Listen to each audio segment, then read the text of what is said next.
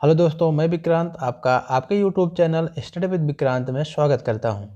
और दोस्तों, आज हम देखते हैं सामान्य विज्ञान जनरल साइंस जो एनटीपीसी और बैंक, यूपीएसआई तथा टेट, सीटेट तथा अन्य परीक्षाओं के लिए भी इम्पोर्टेंट होंगे। तो दोस्तों, विटामिन, प्रोटीन, कार्बोहाइड्रेट और इसमें जो भी जानकारियाँ होंगी वह सभी इनको यहाँ पर डिस्कस किया जाएगा। तो विटामिन, प्रोटीन, कार्बोहाइड्रेट आज के बारे में यहाँ पर संपूर्ण जानकारी मिलेगी इस वीडियो में।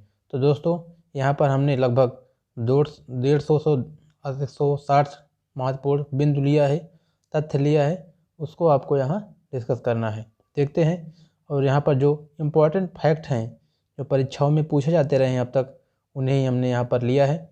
तो आपको देखना चाहिए वीडियो पूरा, देखिएगा शुरू से लेकर के, आपको पूरा फ़ायदा होगा। तो दोस्तों, देखते हैं पहला, complete information about vitamin sources functions.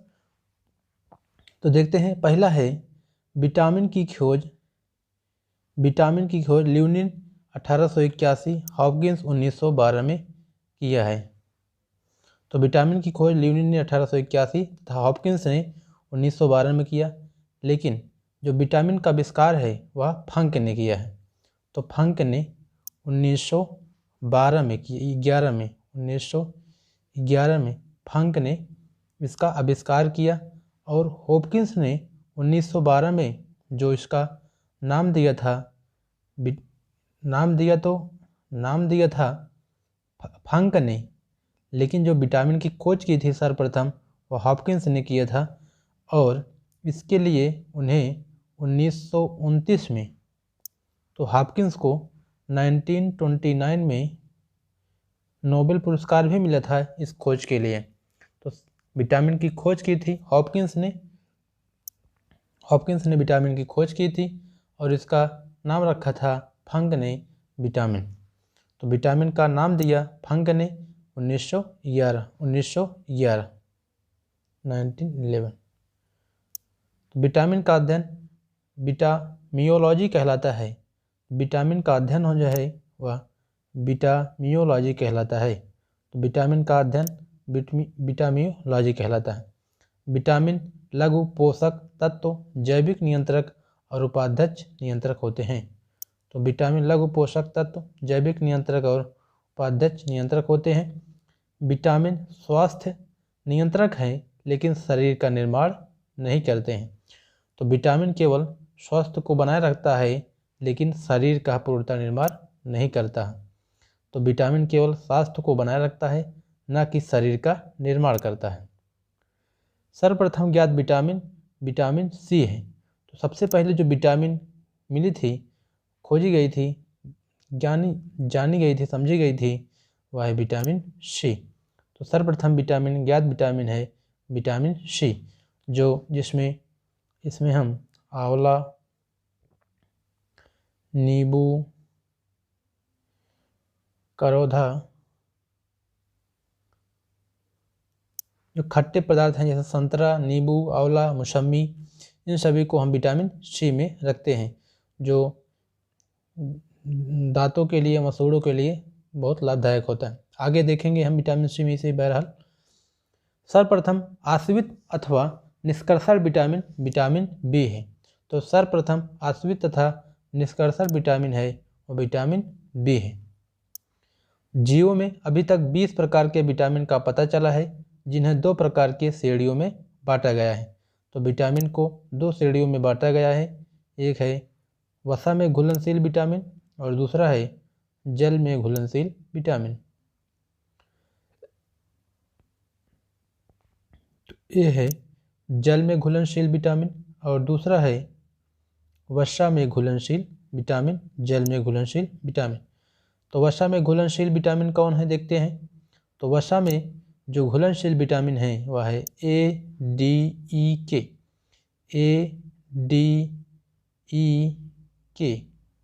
तो ये सब विटामिन वसा में घुलनशील विटामिन है।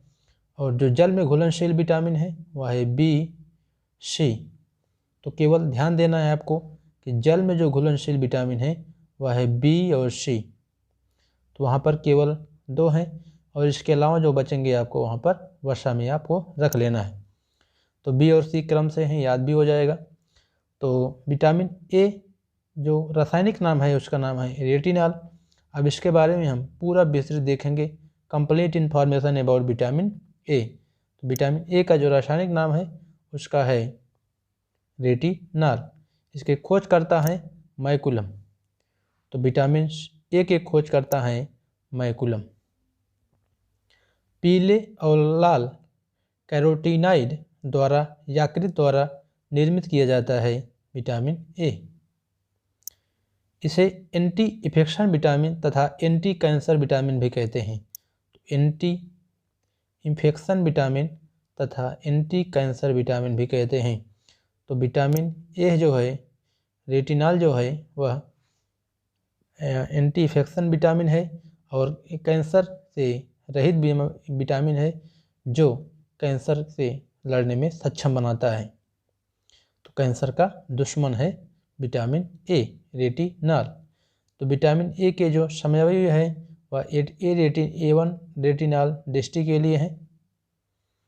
तो A2 जो है डिहाइड्रोरेटिनॉल जो इपिथेलियल लाइनिंग ग्रंथियों व आंसू उत्पन्न करने के लिए आवश्यक हैं। तो आंसू उत्पन्न करने के लिए जो विटामिन है वह है A2। अब देखते हैं विटामिन ओ को रोग प्रतिरोधक विटामिन भी कहते हैं। तो विटामिन ए को रोग प्रतिरोधक विटामिन भी कहते हैं। तो रोगों से लड़ने में हमें सहायता देता है, सक्षम बनाता है, मजबूत करता है विटामिन ए। तो रोग प्रतिरोधक विटामिन भी कहते हैं विटामिन ए को। तो पेपर में इसे पूछा जाएगा कि प्रतिरोधक विटामिन किसे कहते हैं। तो आपको दिया रहेगा option A vitamin A, vitamin B, vitamin E, vitamin K. तो आपको जो राइट आंसर होगा वह होगा ए। तो रोग प्रतिरोधक विटामिन विटामिन ए है। दृष्टि के लिए आँखों में रोडिप्शन का निर्माण करता है विटामिन ए। तो रोडिप्शन का निर्माण करता है विटामिन ए। नेक्स्ट देखते हैं इसकी कमी से होने वाले रोग। तो विटामिन ए की कमी से होने वाले रोग कौन कौन से हैं। अब हम देखते हैं ऑप्शन में, प्रश्न तथ्य में, रतौंधी या रात्रि अंधापन, इसे निक्टोपोलिया भी कहते हैं। तो रतौंधी होती है तो पहली बीमारी है रतौंधी, इसे हम निक्टोपोलिया भी कहते हैं, निक्टोपोलिया। देखते हैं और जो नेक्स्ट है और जो अन्य बीमारी है वह है जीरोपैथीलमिया A2 की कमी से होता है। तो विटामिन ए की कमी से ही, A2 की कमी से या ए की कमी से होता है जीरोपैथीलमिया बीमारी। आंसू निर्माण अवरुद्ध हो जाता है इस बीमारी से। तो इस बीमारी से आंसू जो है वह निर्माण नहीं हो पाता है जीरोपैथीलमिया से। इस रोग में कंजक्शन और कार्निया के कीरेटिनाइटाइजेशन के कारण कंजक्टिविटा और कार्निया शुष्क हो जाते हैं। तो कार्निया शुष्क हो जाते हैं इस बीमारी से। यह संपूर्ण विश्व में बच्चे में अंधेपन का मुख्य कारण है। तो जो बीमारी है जीरोपैथीलमिया संपूर्ण बच्चों में विश्व में जो बच्चे हैं उनके अंधेपन का यह मुख्य कारण है जीरोपैथीलमिया। इसकी कमी से शिशुओं में वृद्धि रुक जाती है। तो विटामिन ए की कमी से शिशुओं में वृद्धि रुक जाती है। तो विटामिन ए की कमी से शिशुओं में वृद्धि रुक जाती है। नेक्स्ट देखते हैं इसमें जो प्राप्त स्रोत हैं, जो विटामिन ए के मुख्य पदार्थ हैं जो जिससे हमें विटामिन ए मिलता है, तो वह है दूध, मक्खन, अंडा, पीतक, दूध, पपीता, आम, पालक, मछली, यकृति तेल, पत्ता गोभी, टमाटर इत्यादि। अंडा, दूध, पनीर, हरी साग सब्जी, मछली यकृत तेल आदि विटामिन ए के प्रमुख स्रोत हैं। लीवर यकृत में भविष्य के लिए विटामिन ए भंडारित होता है। तो भविष्य के लिए जो विटामिन संचित रहता है विटामिन ए, बाह्याकृति में संचित रहता है। इसकी दैनिक मात्रा कितने लेनी चाहिए? 150 ग्राम लेनी चाहिए। नेक्स्ट देखते हैं, अब विटामिन डी देखते हैं। विटामिन डी, तो हमने जो वसा में घुलनशील विटामिन था, वसा में घुलनशील विटामिन ए, डी, ई, के, तो क्रम से हम ए, डी, ई के देखेंगे। अब डी देखते हैं। डी है, इसका रासायनिक नाम है कैल्सीफेरॉल। तो विटामिन डी का जो रासायनिक नाम है वह है कैल्सीफेरॉल। इसे सनशाइन विटामिन या एंटी रिकेट्स विटामिन भी कहते हैं। यह पराबैंगनी प्रकाश की उपस्थिति में कोलेस्ट्रॉल से त्वचा द्वारा निर्मित होता है।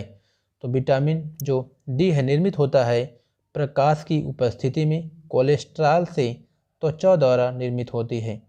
तो कोलेस्ट्रॉल से त्वचा द्वारा निर्मित होती है विटामिन डी। इस समूह में लगभग 10 विटामिन ज्ञात हैं।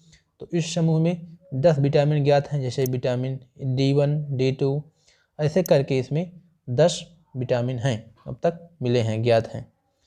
कैल्सीफेरॉल नामक विटामिन का संश्लेषण जंतु स्वयं अपनी त्वचा कोशिकाओं में 7 डिहाइड्रो कोलेस्ट्रॉल नामक पदार्थ से करते हैं। तो कैल्सीफेरॉल विटामिन डी का संश्लेषण जंतु स्वयं अपनी त्वचा कोशिकाओं में 7 डिहाइड्रोकोलेस्ट्रॉल नामक पदार्थ से करते हैं। तो जंतु स्वयं उससे प्राप्त कर लेते हैं विटामिन डी, जबकि मनुष्य जो हैं वह धूप में लेते हैं। तो आजकल काफ़ी लिया भी जाता है। वैसे यह हड्डियों और दांतों के लिए आवश्यक है। हड्डियों के निर्माण में तथा कैल्शियम के अवशोषण में सहायक होता है विटामिन डी, मतलब सूर्य का प्रकाश। तो हड्डियों और दांतों के लिए आवश्यक है, हड्डियों के निर्माण में तथा कैल्शियम के अवशोषण में सहायक है विटामिन डी। तो देखते हैं विटामिन डी की कमी से होने वाले रोग। तो विटामिन डी की कमी से होने वाले रोगों के बारे में देखते हैं। बच्चों में रिकेट्स सूखा रोग हो जाता है, जिससे हड्डियां कमज़ोर हो जाती हैं। तो बच्चों में रिकेट्स बीमारी हो जाती है। इसमें बेसिकली होता है कि जो बच्चों की हड्डियां होती हैं वह कमज़ोर हो जाती हैं, टूटने लगती हैं। तो वयस्कों में ऑस्टियोमलेशिया नामक बीमारी होती है। तो वयस्कों में ऑस्टियोमलेशिया नामक बीमारी होती है। तो वयस्कों में ये बीमारी होती है और बच्चों में होता है रिकेट्स और सूखा रोग जिसे हम कहते हैं। तो इसमें हड्डियाँ कमज़ोर हो जाती हैं। तो इसमें जो इसके स्रोत हैं उसे हम देखते हैं। इसमें जो स्रोत है मक्खन, सूर्य का प्रकाश, सब्जी, मांस, लीवर, अंडे, दूध। तो ये सभी स्रोत हैं जिससे आपको विटामिन डी प्राप्त होता है। तो गर्भ निरोधक दवा द्वारा नष्ट हो जाता है विटामिन डी का। खोजकर्ता इसके हैं हॉपकिंस, इसकी खोज करता है हॉपकिंस। तो देखते हैं, जिससे अब हम इसकी दैनिक मात्रा जो लेनी चाहिए वह है 400, और जो हमने बताया था विटामिन ए का वह था 150 ग्राम दैनिक मात्रा। अब देखते हैं विटामिन ए। तो हम यहाँ पर विटामिन ए देख चुके हैं, डी देख चुके हैं, अब ई का देखते हैं। ई का, इसे एंटी स्टेरिलिटी विटामिन या ब्यूटी विटामिन भी कहा जाता है। तो एंटी स्टेरिलिटी विटामिन और ब्यूटी विटामिन भी कहा जाता है। तो ब्यूटी विटामिन किसे कहा जाता है? विटामिन ई को। यह विटामिन त्वचा पर से दाग और झुर्रियाँ हटाता है। तो त्वचा और दाग हटाता है, झुर्रियाँ हटाता है, इसलिए यह ब्यूटी विटामिन भी कहलाता है। तो विटामिन ई है ब्यूटी विटामिन, त्वचा पर से दाग और झुर्रियाँ हटाता है। तो अधिक ऊष्मा से नष्ट हो जाता है विटामिन ई। इसके विटामिन ई की कमी से होने वाले रोगों के बारे में देखते हैं। बांझपन, गर्भपात, अंगघात, पोलियो जिसे कहते हैं, पेशियों का कमज़ोर होना होता है विटामिन ए की कमी से। तो इसके प्राप्त स्रोत हैं हरी पत्तियाँ, तेल, गेहूँ, अंडे, मांस, काटन, बीज तेल। अब इसकी दैनिक जो मांग है वह है 30 माइक्रोन। अब देखते हैं हम वसा में जो घुलनशील विटामिन है वह है सबसे लास्ट का ई। इसका रासायनिक नाम है फाइलोक्विनोन फाइलोक्विनोन। इसे एंटी हीमोरेगिक विटामिन भी कहते हैं। इसे एंटी हीमोरेगिक विटामिन भी कहते हैं। इसे एंटी हीमोरेगिक विटामिन भी कहते हैं। तो विटामिन के को इस कहते हैं। वैसे इसका नाम है फिलोक्विनिन। यहाँ पर हमने थोड़ा सा लिखा है या फिलोक्विनिन लिखा है। ठीक है, देखते हैं नेक्स्ट। कृत्रिम विटामिन के सबसे महत्वपूर्ण होता है। तो मिनोडियान कृत्रिम विटामिन के सबसे महत्वपूर्ण होता है। प्रोथ्रोम्बिन के निर्माण के लिए आवश्यक होता है विटामिन के। प्रोथ्रोम्बिन के निर्माण के लिए आवश्यक होता है विटामिन के। अब विटामिन के की कमी से होने वाले रोगों के बारे में देखते हैं। रक्त का थक्का नहीं बनता है। अगर विटामिन के की कमी है तो रक्त का थक्का नहीं बनता है। रक्त का थक्का नहीं बनने का मतलब है कि अगर आपको चोट लगता है, कहीं पर घाव होता है, तो ब्लड आपका स्प्लीडिंग होता रहेगा, ब्लड निकलता रहेगा, जल्दी रुकेगा नहीं, धारा रक्त का प्रवाह होता रहेगा। तो विटामिन के जो स्रोत हैं उसे हम देखते हैं। टमाटर, हरी सब्जी और लीवर, गोभी, पालक, धनिया, मूली का ऊपरी सिरा, सोयाबीन इत्यादि हैं। यह एंटीबायोटिक्स और सल्फा औषधियों के लगातार उपयोग से नष्ट हो जाता है और इसकी जो दैनिक मांग है वह 001 मिलीग्राम है। तो जल में विलेय हैं, जल में घुलनशील विटामिन है, वह है विटामिन बी और सी।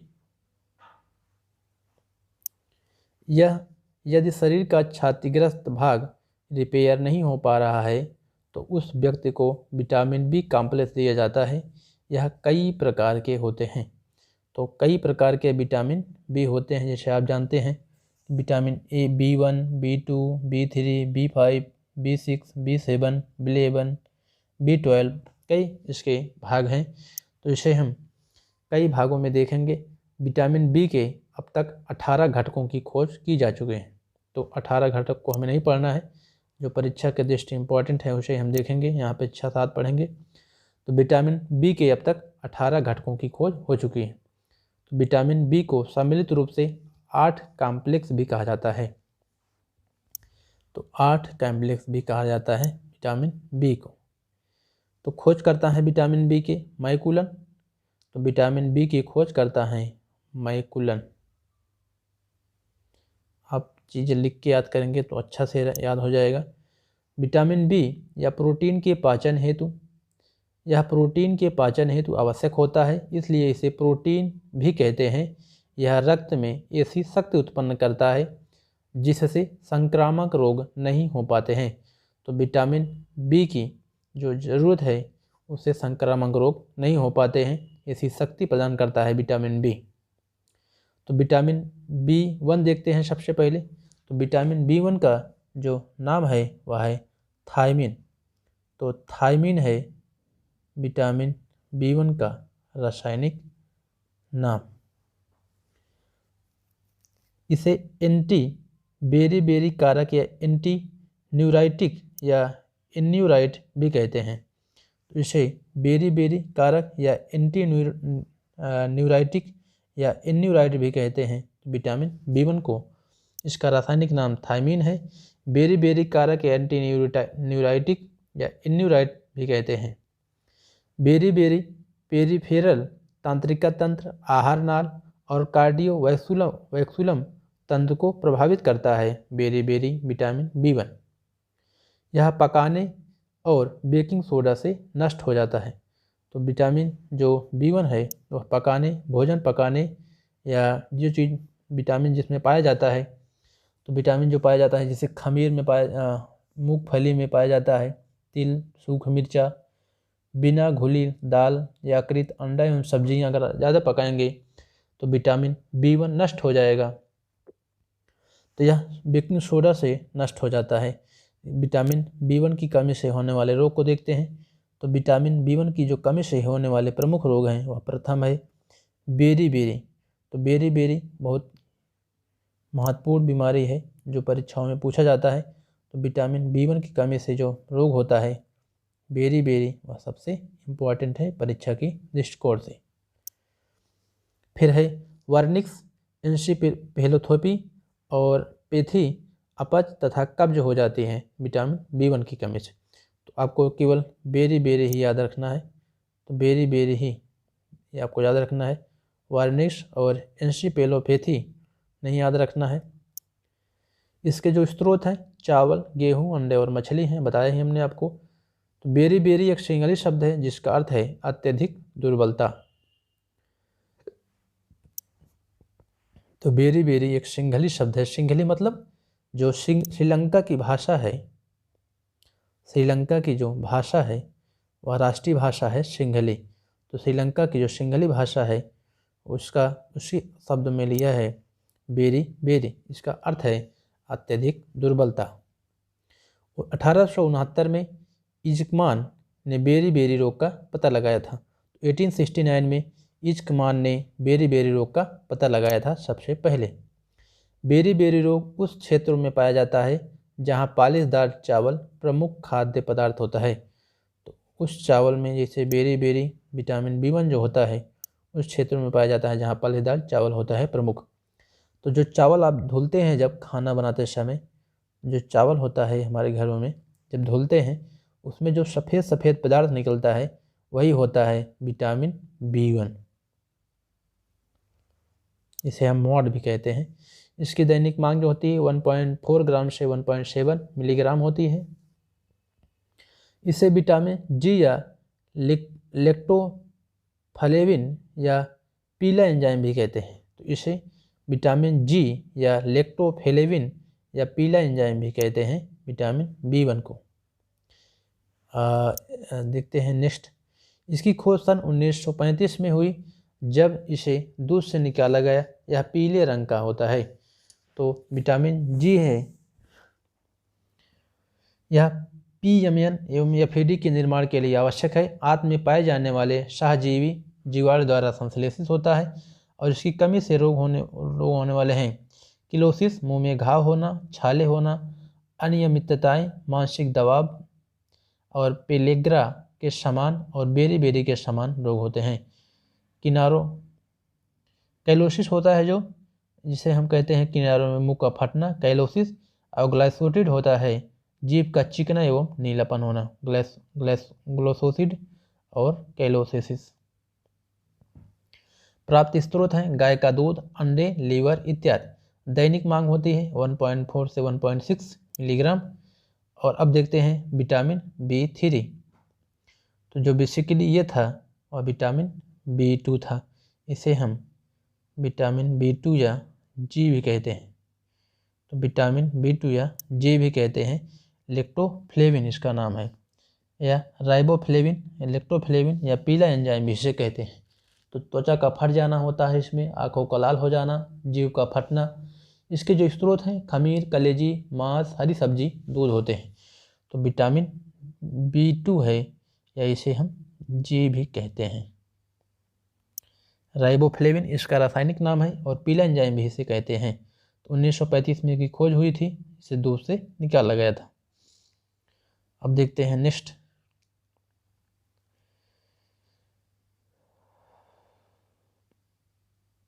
B3। अब देखते हैं विटामिन B3। तो विटामिन B3 है, इसका जो रासायनिक नाम है वह है नियासिन और निकोटिनमाइड और नियासिन या निकोटेनिक अम्ल भी कहते हैं। इसे एंटी प्लेगरिक कारक या विटामिन PP भी कहा जाता है। नियमित या निकोटेनिक अम्ल होता है इसमें विटामिन B3 में। इसे NAD एवं NADP के आवश्यक घटक निर्माण करता है। यह कोलेस्ट्रॉल के उत्पादन को रोकता है। कोलेस्ट्रॉल के उत्पादन को रोकता है और इसकी कमी से होने वाले रोग देखते हैं। मानव में पेलेग्रा और कुत्तों में जीभ का काला होना केन नाइट बीमारी कहलाती है। तो पेलेग्रा आपको याद रखना है बस। इसके जो स्रोत हैं वृक्क, लीवर, दूध, यीस्ट, आलू, अंडे। पेलेग्रा एक इटैलिक शब्द है जिसका अर्थ है खुरदरी त्वचा। तो पेलेग्रा एक इलेक्ट्रिक शब्द है जिसका अर्थ है खुरदरी त्वचा। पेलेग्रा रोग को 4D सिंड्रोम भी कहते हैं। तो पेलेग्रा रोग को 4D सिंड्रोम भी कहते हैं, अर्थात रोग लक्षण के 4 समूह द्वारा होता है। ये हैं डर्मेटाइटिस और डायरिया, डिमेंशिया और डेथ। इसके जो 4 हैं लक्षण हैं डर्मेटाइटिस, डायरिया, डिमेंशिया और डेथ। इसकी जो दैनिक मांग है वह है 1820 मिलीग्राम। आप मिलीग्राम ये जो इसका मापन है deci, centi, milli, micro, nano, pico, femto, hecto, deca, kilo, hecto, giga, mega, tera, peta, hexa. आप ये जानते होंगे, अब फिजिक्स आपने पढ़ा होगा तो फिजिक्स में यहाँ सब हैं deci, centi, milli, micro, nano, pico, femto, hecto, deca, kilo, mega, giga, peta, tera, hexa. देखते हैं नेक्स्ट हम विटामिन B5। तो B5 है, इसे हम कहते हैं पैंटोथेनिक अम्ल। जो विटामिन B5 है वह है पैंटोथेनिक अम्ल। इसे ईस्ट कारक या फिल्ट्रेट फैक्टर या चिक एंटी डर्मेटाइटिस भी कारक भी कहा जाता है।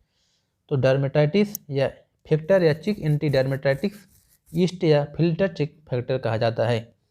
इससे इंजन का निर्माण होता है जो कि कार्बोहाइड्रेट, वसा एवं प्रोटीन के निर्माण में सहायक है। यह एसिटाइलकोलिन के निर्माण में सहायक है। इसकी कमी से होने वाले रोग हैं थकान, मांसपेशियों में पक्षाघात, लकवा जिसे कहते हैं, केस अवरता तथा जनन क्षमता में कमी। इसके जो स्रोत हैं वह है वृक्क, लीवर, दूध, अंडे, मांस इत्यादि। दैनिक मांग है 5 से 10 मिलीग्राम डेली। इसमें आपको 2 चीज़ याद रखना है। तो B5 का रासायनिक नाम है पेंटोथेनिक अम्ल। तो पेंटोथेनिक इसका नाम है रासायनिक नाम, पेंटोथेनिक या पेंटोथेनिक। इसकी जो कमी से रोग होते हैं और बाल सफ़ेद हो जाते हैं और मंदबुद्धि हो जाती है। इसमें जो इसका मेन कारण है वह लकवा हो जाता है। तो लकवा आपको याद रखना है, पक्षाघात जिसे कहते हैं लकवा है, जनन क्षमता में कमी हो जाती है। तो इसमें केवल आपको इसका जो विटामिन जो रासायनिक नाम है पेंटोथेनिक या पेंटोथेनिक अम्ल, इसका याद रखना है विटामिन B5 का। फिर एक हम इसे कहते हैं एंटी डेमेटिस कारक। इसे एंटी डेमेटिक कारक भी कहते हैं। जो विटामिन B6 है पायरिडॉक्सिन। तो विटामिन B6 है पायरिडॉक्सिन, इसकी कमी से होते हैं एनीमिया, त्वचा और त्वचा रोग। आंत में पाए जाने वाले सहजीवी द्वारा संश्लेषित होता है, इसकी कमी द्वारा होने वाले रोग देखते हैं। डर्मेटाइटिस, रक्त की कमी, सुबह चलने में कठिनाई, एंटीबॉडी संश्लेषण में कमी। इसके जो स्रोत हैं लीवर, मांस, अंडे आदि हैं। अब देखते हैं विटामिन B7। तो विटामिन B7 है, इसका रासायनिक नाम है बायोटीन। इसका रासायनिक नाम है बायोटीन। इसे विटामिन एच या anti egg white injury factor भी कहा जाता है। इसे विटामिन एच या anti egg white injury factor भी कहते हैं। यह वसा निर्माण में सहायक है। तो दोस्तों ये जो हम आपको फैक्ट बता रहे हैं इसे एच या anti egg white injury factor भी कहते हैं। आपको यह सब कहीं नहीं बताया जाएगा, तो आपको देखना है इस वीडियो को। सल्फर युक्त विटामिन होता है, सल्फर युक्त विटामिन। इसकी कमी द्वारा होने वाले रोग हैं त्वचा रोग, बालों का झड़ना तथा कमजोरी। तो त्वचा रोग होते हैं इससे, और बालों का झड़ना तथा कमजोरी होती है। तो जिसके बाल खूब झड़ रहे हों तो उसे लेना चाहिए विटामिन जो है विटामिन पायरिडॉक्सिन। इसके स्रोत हैं इष्ट, फल, अंडे, सब्जी, गेहूं, चॉकलेट, मूंगफली। अब देखते हैं विटामिन B12 साइनोकोबाल्मिन। इसका जो रासायनिक नाम है वह है साइनोकोबाल्मिन, और इसकी कमी से जो रोग होते हैं नहीं इसे हम देखते हैं। इसे एनीमिया नाशक या RBC निर्माण कारक भी कहते हैं। तो इसे एनीमिया नाशक कारक या RBC निर्माण कारक भी कहते हैं। रेड ब्लड सेल्स निर्माण कारक भी किसे कहते हैं? Cyanocobalamin, vitamin B12।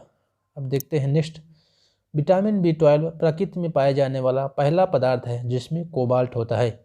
Vitamin B12 प्रकृति में पाए जाने वाला पहला पदार्थ है जिसमें कोबाल्ट होता है। यह आंत्र बैक्टीरिया द्वारा संश्लेषित किया जाता है। दोस्तों, स्टडी विद विक्रांत चैनल को प्लीज़ लाइक, सब्सक्राइब और शेयर करना मत भूलिएगा। देखते रहिए। भूनने या अधिक उष्मा से नष्ट हो जाता है विटामिन B12। सल्फर युक्त अमीनो अम्ल के लिए आवश्यक होते हैं विटामिन B12। साइनोकोबाल्मिन, यह DNA निर्माण और लाल रुधिर कणिकाओं के निर्माण और वृद्धि में सहायक है। तो हमने आपको बताया था RBC के निर्माण में सहायक है। तो DNA निर्माण और लाल रुधिर कणिकाओं के निर्माण और वृद्धि में सहायक होते हैं। तो RBC का जीवन काल और WBC का जीवन काल कितना होता है, अभी हमने कल के ही वीडियो में आपको बताया है।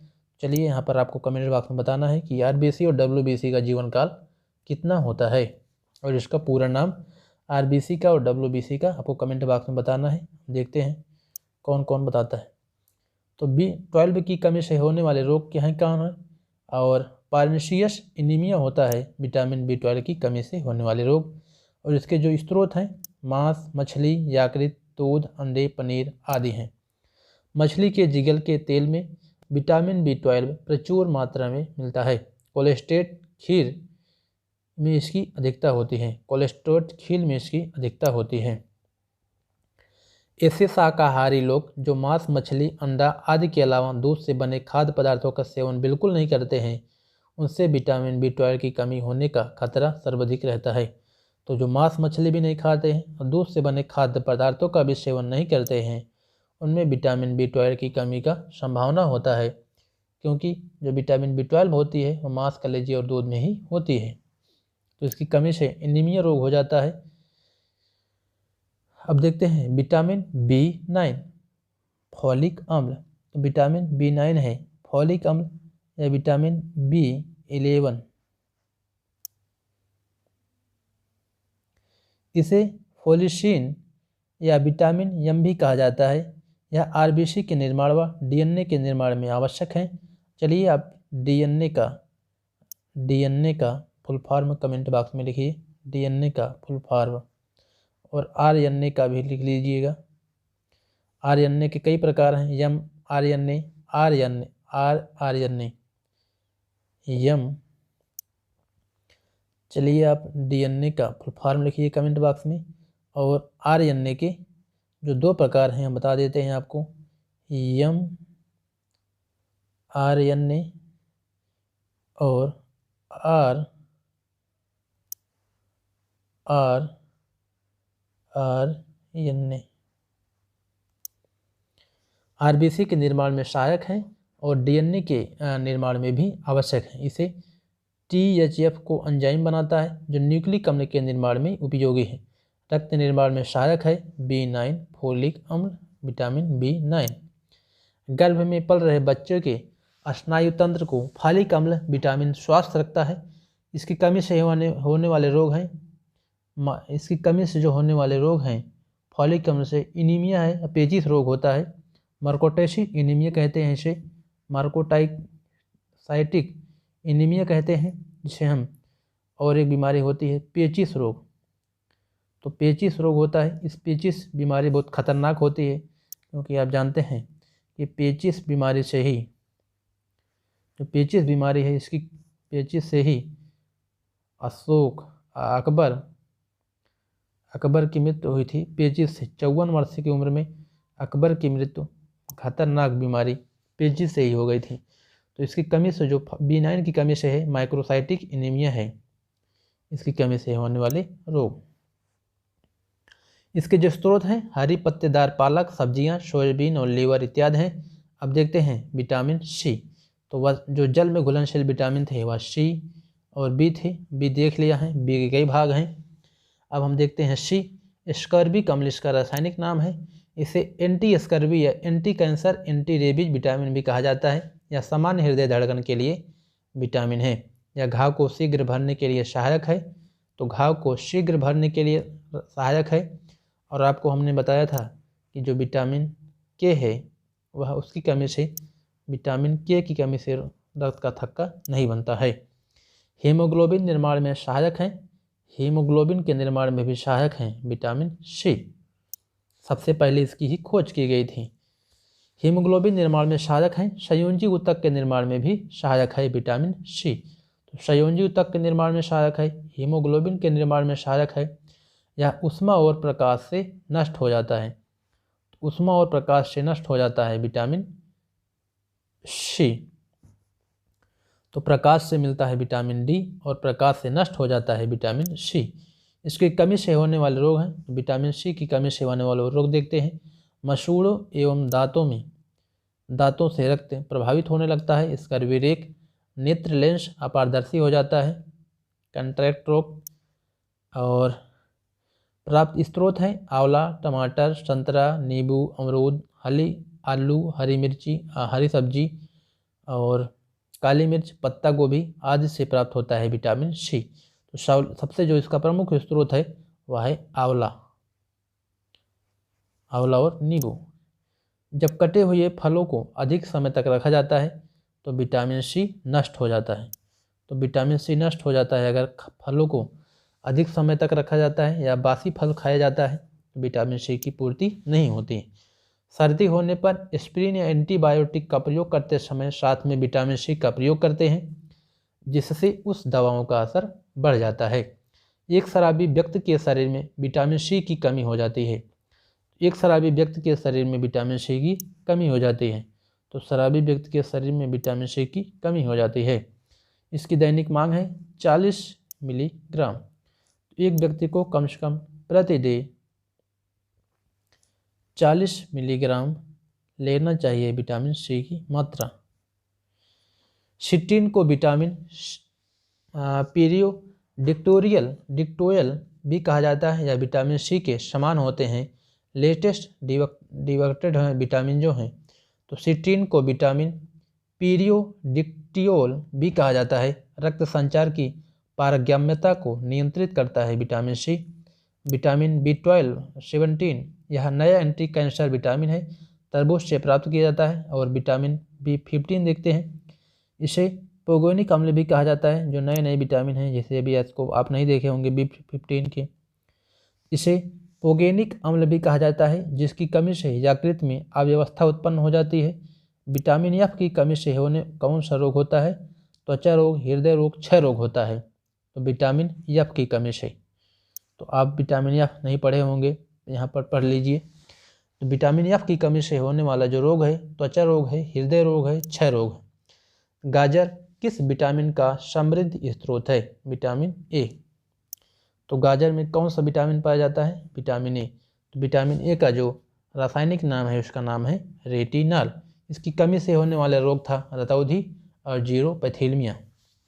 मानव शरीर में विटामिन ए संचित रहता है, कहाँ पर? यकृत में। तो मानव शरीर में विटामिन ए संचित रहता है यकृत में। थायमिन है किसका रासायनिक नाम? थायमिन किसका रासायनिक नाम है? B1 का।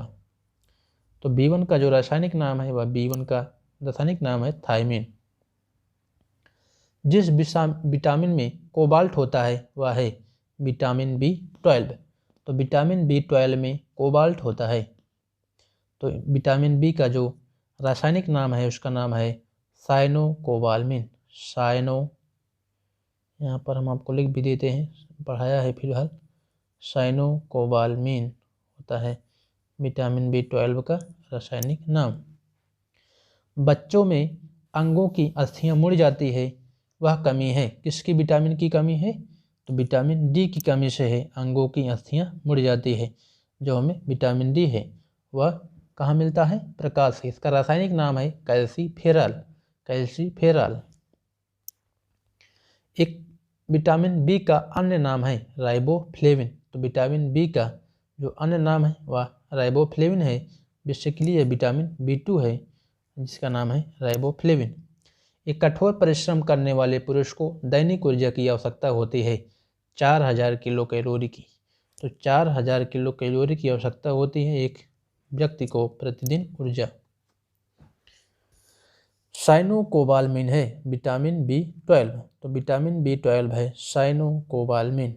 साइनोकोबालमिन विटामिन जो खट्टे फलों में पाया जाता है तथा चर्म को स्वस्थ रखने के लिए जरूरी होता है वह विटामिन सी है। विटामिन सी का सबसे उत्तम स्रोत है आंवला। तो विटामिन सी का जो सबसे उत्तम स्रोत है आंवला। किस विटामिन की कमी के कारण मसूड़ों में रक्त आता है और दांत हिलने लगता है? तो किस विटामिन की कमी से मसूड़ों में रक्त आता है और दांत हिलने लगता है? तो विटामिन सी। तो विटामिन सी का जो सबसे उत्तम स्रोत है वह है आंवला। आपको कहीं परीक्षा में अगर पूछा जाए कि विटामिन सी का जो स्रोत है वह कौन सा है, जो आपको उसमें खट्टा फल मिलेगा, जो भी खट्टा फल रहेगा आपको वहाँ पर टिक लगा देना है, आपका आंसर ऑटोमेटिक सही हो जाएगा। तो विटामिन सी का जो रासायनिक नाम है उसका नाम है एस्कॉर्बिक अम्ल। एस्कॉर्बिक अम्ल है विटामिन सी का रासायनिक नाम। किस सब्जी से प्राप्त न होने वाला विटामिन है? किसी सब्जी से प्राप्त न होने वाला विटामिन है। तो विटामिन डी जो है किसी सब्जी से प्राप्त नहीं होता है, किसी भी सब्जी से प्राप्त नहीं होता है। प्रातःकालीन धूप में मानव शरीर में कौन सा विटामिन स्रोत उत्पन्न होता है? तो प्रातःकालीन धूप में जो मानव शरीर में उत्पन्न होता है वो विटामिन डी है। तो विटामिन डी है जो वह प्रातःकालीन धूप में होता है। 10 बजे तक धूप में विटामिन डी पाया जाता है, इसके बाद तो नुकसानदायक ही है वह। मछलियों के यकृत के तेल में किसकी प्रचुरता होती है? तो मछलियों के यकृत के तेल में किसकी प्रचुरता होती है? विटामिन डी की। विटामिन डी के सार्जन में क्या पाया जाता है? तो विटामिन डी के सार्जन में पाया जाता है कैल्सीफेरॉल। कैल्सीफेरॉल जो इसका रासायनिक नाम भी है। विटामिन ई का रासायनिक नाम है, विटामिन ई का रासायनिक नाम है टोकोफेरॉल। टोकोफेरॉल है विटामिन ई का रासायनिक नाम। विटामिन ई विशेषता किसके लिए महत्वपूर्ण है?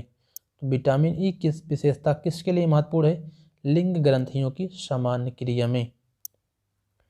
रक्त अस्कंदन में कौन सा विटामिन क्रियाशील होता है? रक्त अस्कंदन में कौन सा विटामिन क्रियाशील होता है? तो विटामिन के है जो रक्त अस्कंदन में क्रियाशील होता है। मानव शरीर में रक्त का थक्का किस विटामिन से बनता है? तो विटामिन के से रक्त का थक्का बनता है, जिससे खून का प्रवाह रुक जाता है। तो बस दोस्तों आज के लिए इतना ही। स्टडी विद विक्रांत चैनल को प्लीज़ लाइक, सब्सक्राइब और शेयर करना मत भूलिएगा। यह दोस्तों बहुत इंपॉर्टेंट वीडियो लेक्चर था, इसे आप अगर पूरा देखे होंगे तो आपको 100% विटामिन से जो भी प्रश्न आएंगे वह किसी भी प्रकार से परीक्षा में बचकर नहीं जा सकते हैं। इससे आपको हर परीक्षा में 2 से 3 नंबर रेलवे NTPC में या रेलवे की अन्य परीक्षाओं में जिसमें विज्ञान से इम्पॉर्टेंट प्रश्न आते हैं, 30 से 25 प्रश्न आते हैं, उसमें आपको ज़रूर 2 से 3 प्रश्न मिलेंगे। तो विटामिन का ऐसा वीडियो कहीं नहीं मिलेगा आपको, इसलिए आपको पूरा वीडियो देखना है। तो दोस्तों बहुत बहुत धन्यवाद समय देने के लिए।